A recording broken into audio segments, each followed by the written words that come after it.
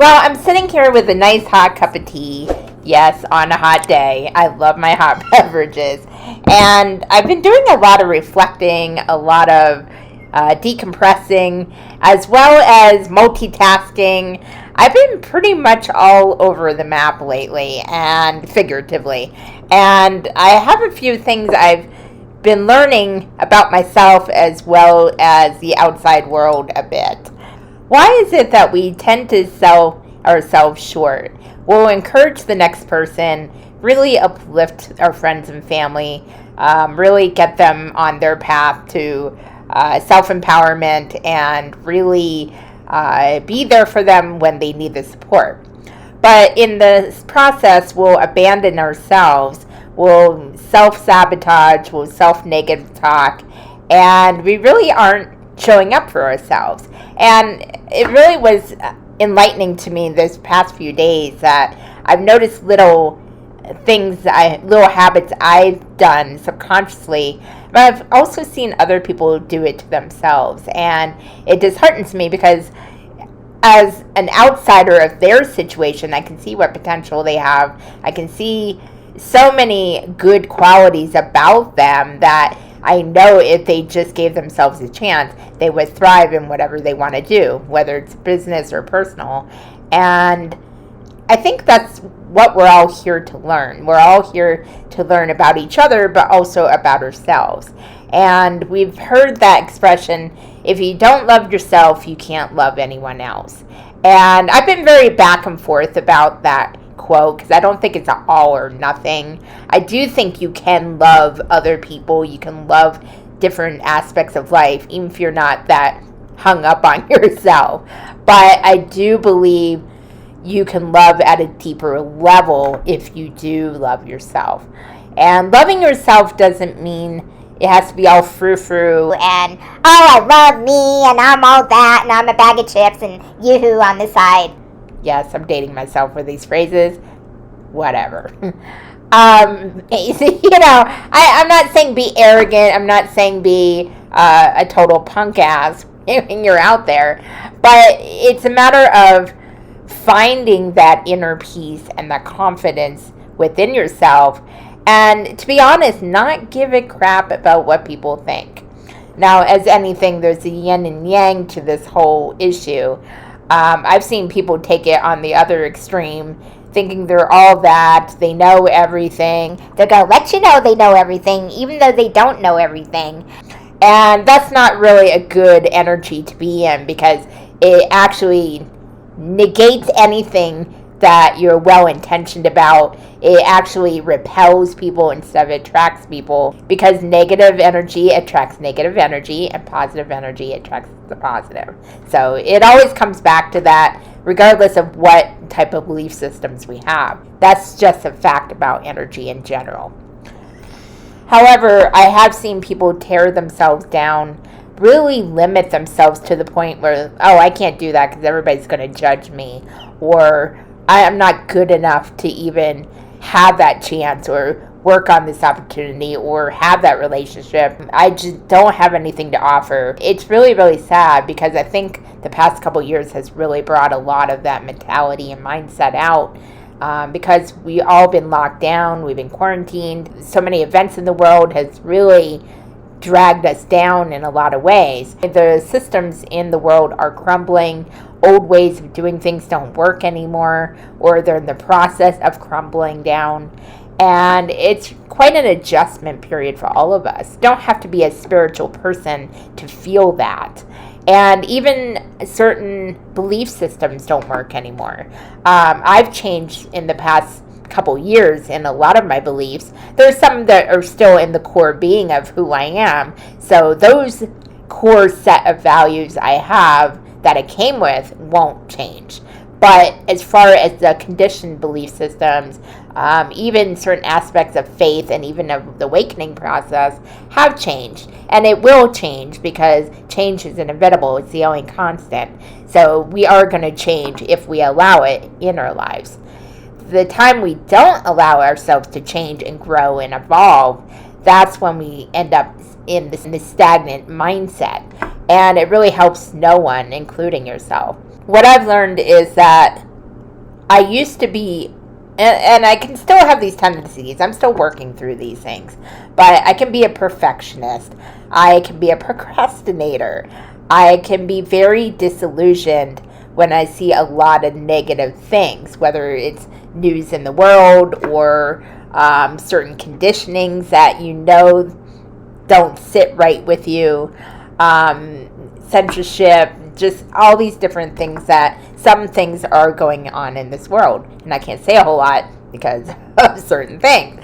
But you get the energy I'm coming from. It's really coming to the point that we all need to set our own boundaries. And it doesn't mean we have to be nasty about it. It doesn't mean we have to be angry or taking it out on each other, because most likely all of us are dealing with something. I don't know one person who doesn't have some kind of issue they're working on, shadow work they may be going through, or just even a situation that's temporary in their lives that's really, really needing their attention. And that's part of the human existence. It's part of it's just the way life goes. That's what we signed up for, to learn these lessons even when it's tough. And when we learn the lessons, that lesson won't show up anymore in future situations. We are all here to learn lessons in our lives that are unique to our journey and that we do need to deal with. We need to face it. And we're not going to do it perfectly every time. Sometimes the lesson needs to repeat in a variety of ways for us to finally, it clicks. I get it now. And you'll look in hindsight and go, man, why did it take me so long? But that's part of the growing process, because sometimes when we learn these lessons in a few different ways, we grow. We get something out of it. We're a little more compassionate. We're a little more understanding. We just become a better version of ourselves. And I say that a lot, but that's really the best way I can put it. Sometimes a better version of ourselves is to realize what we need to work on and doing that. I think what it is there's a lot of fear mentality out there right now because we're so conditioned to be afraid. And we hear fear is an illusion. I don't think it's exactly an illusion per se, but it is an illusion we create for ourselves without meaning to or without realizing it. And when I made that epiphany the other day, I found it actually self-empowering, because I realized I do have control over this. And it's not a try to control and restrict the situation and really control something I couldn't control, but I can control how I react to something. I can control how I approach something or how I think of something, my mindset. And when I started turning that around, and I'm still in that process, I noticed things started clicking a little bit better.